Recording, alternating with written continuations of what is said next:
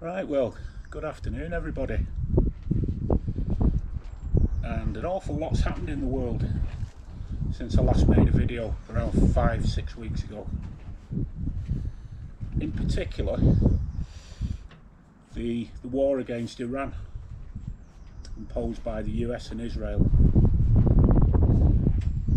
And we're seeing the effects of this already with price rises in petrol and oil, and other things are likely to follow suit, including food. Because, as many of you may know, petrol and oil is involved in every little bit of the process of food production. Farmers rely heavily on petrol, diesel and oil for the machinery. Produce is ferried about all over the show using petrol and oil. When people go to the shops and supermarkets to buy this food, they're also using petrol in the vehicles. Now, before this conflict started, food in the UK had been going up in price for the last couple of years. So with the addition of this war, it's highly likely that food prices will start to creep up on top of the price rises that we're already experiencing. Now, it's okay for all of these billionaires that are going to benefit from these wars and conflicts, but most people aren't going to benefit in any way. Most people are paying through the eyes and nose for the food already, and it's likely to rise. So this series of videos that have been mainly about urban self-reliance have kind of come into their own, really, because we've got a situation here that requires our urgent attention. Now, the marketplace isn't going to help us if there's suddenly a shortage in, say, wheat or potatoes or barley or some staple that a lot of the world uses. The market isn't suddenly going to stop and say, well, right, let's make sure that we share all of this out between people of different countries of the world. That's not how the market operates. The market's a greed machine. So what will happen if there is a shortage? The price of it will go through the roof, and people like me and loads of other people on this estate and in this town and all over the UK and indeed all over the world won't be able to afford it. Again, it won't affect the wealthy. They're alright, Jack. So, as part of this series of self-reliance in the community, in particular in urban communities, I'd like to bring the conversation back to food, because it's definitely going to rise in price. I can't see it not doing, really. So what we need to look at is, firstly, if you've got no garden whatsoever, as I've mentioned before, try and find a community food growing project. There's loads of them have sprung up all over the UK in the last decade or so. You'll probably be able to find one within your area. Other things you can do is, if you know somebody who's got a big garden, somebody who's possibly a pensioner who hasn't got the wherewithal to grow, offer to grow food in their garden, so you can feed your family, yourselves. You can also give the old person a sizable dollop of the food. And another thing that's happened fairly recently in the UK is that people can now get together in groups and approach your local council with a view to getting some unused land off the council to grow food on. This idea makes so much sense, but it's there now. It's there. People can use it. So if you're community minded and you've got quite a few of your friends are struggling to feed themselves as well, get a group together and approach your local council and see what land they have available. Now, for people who have got gardens, you're able to grow a certain amount of food. Unless you've got a garden of an acre or so, you'll be able to add to your food supply of nutrient dense food that you've grown yourself. You won't be able to grow it all. So what we need to look at is the type of growing that we can do that's most beneficial in giving you a lot of healthy food. So there used to be this saying years ago that potatoes and onions are so cheap in the UK that they're not worth growing. Oh yeah, there is a little bit of truth in this. They used to be cheap, but they're not cheap. They're going up in price again, both of them. Onions and spuds are creeping up in price. And they're both really useful. I mean, potatoes are nutrient dense, they fill you up, they've got lots of vitamins and nutrients in them. Same with onions. Onions have got medicinal qualities also. But what I would suggest is, if you grow new potatoes, by the time you're cropping them, you've still got the best bit of the garden season left to plant something in the beds where the potatoes were. Similarly with onions, although it's a bit late now, you can plant overwintering onions that you plant in October, and they grow right through the winter, and you crop them a few months earlier than you would if you'd have planted the onions in spring. And this also leaves you with quite a chunk of the garden season left where you can grow all the produce in these beds. So what we really want to be looking at is which crops are the most useful to us. So obviously it's the most nutrient dense.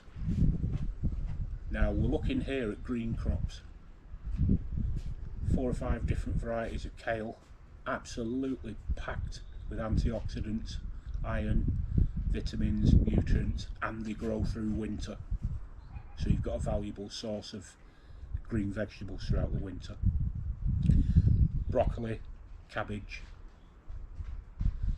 Some salad stuff is quite nutrient dense, not all of it. But the beauty of salad is it's quite expensive to buy in supermarkets. But you can grow successions of salad during a gardening season. For example, if you had one raised bed allocated for salads, you could grow 3 or 4 lots of radishes during the year, 3 or 4 lots of salad leaves. So maybe that's worth looking at as well. Now, it's probably worth reading up. I mean, I've been growing for decades, but I still read up, there's still things to learn all the time. Now, if you're looking at trying to get as much as you can out of your garden, you want quick succession crops that you can grow. One easy one that I always mention to people, and I've been mentioning this for years, is growing Chantenay carrots in washing up bowls. On a good year, you can actually get 3 crops of carrots. I've got some on the go at the moment. Because it's been quite a long, cold, dark and wet winter, they haven't come up yet. I only sowed the seeds a few days ago. But I think I'll get at least 2 crops in this year. Now, to supplement what we grow, obviously, like I said, unless we've got acres and acres or a small holding, we're not going to be able to grow all the food that we need for ourselves and our families. But there's also foraging as well. And there's tons of websites and useful YouTube videos about all sorts of stuff that's out there. Fruits, salad type stuff, even root vegetables. So make use of them. But try and always be aware, if you're taking stuff from nature, not to take it all. Because we want these plants to come back next year to feed the flora and fauna in the area, to feed people who are foraging. So just be a bit mindful when you're foraging. Other things that are likely to dry up with this war for oil are reduced price things at supermarkets. I don't think we'll dry up completely, but we're probably going to see less of them as supermarkets begin to rotate the stock a little bit more effectively. Now, anybody who attends quite a few car boots will notice that in the last few years there's been stalls selling out of date food. I buy that out of date food regularly. It's all safe. It's not like they're selling milk and cheese that's months out of date. A lot of it's tin stuff and packet stuff, and it's only weeks out of date. So look at that as a source for food as well.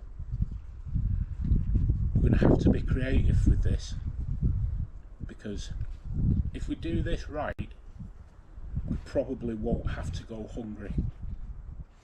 If we don't do it right, the culture at the moment with consumerism and I'm alright Jack, nobody's likely to help. Food banks will become overwhelmed, they'll struggle. So we need to do as much as we can ourselves. And as I've mentioned in previous videos, to make this work, get your family involved, get your friends, get your community.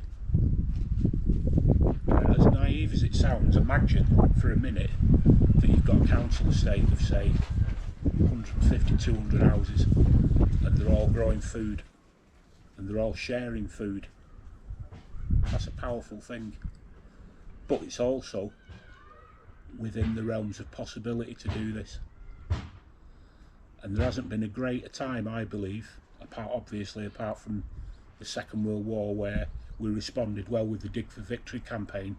We need to start doing this now, we really do.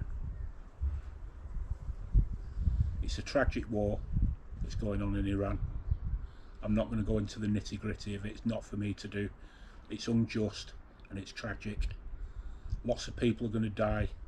There's going to be tons of damage done to ecosystems if there hasn't already. So we need to play our part in not being dragged into it,